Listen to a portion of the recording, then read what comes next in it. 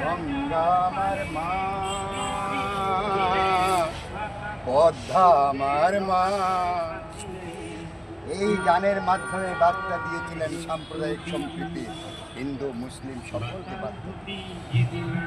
বিস্তীর্ণ দুপারে অসংখ্য মানুষের হাহাকার শুনে নিঃশব্দে নীরবে, ও গঙ্গা তুমি বইছো কেন?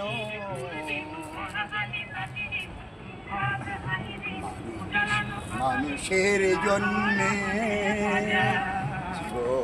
জীবনের জন্যে একটু সহানুভূতি কি মানুষ পেতে পারে না?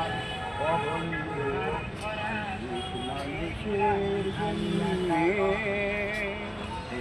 এই মহান সঙ্গীত শিল্পী ভূপেন হাজারিকার পূত পবিত্রতম সমাধিস্থল, সমাধিল এই অসমীয়া ভাষায় একটি সমাধি স্থান। সেই পূত পবিত্র ভূমিতে আজকে আমি আসতে পেরে নিজেকে ধন্য মনে করছি, নিজেকে আমি ধন্য মনে করছি।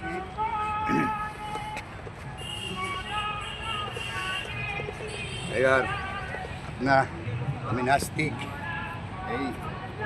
এই গান যিনি লিখেছিলেন তিনি হলেন বাংলার শিবদাস বন্দ্যোপাধ্যায়। যে গানগুলো এত জনপ্রিয় হয়েছিল, হিন্দিতে পর্যন্ত গান, ওই বাংলা গান হিন্দি করতে হয়েছিল। সেই পূত পবিত্র ভূমিতে এখন আমি মহান সঙ্গীত শিল্পী ভূপেন হাজারিকার সমাজ।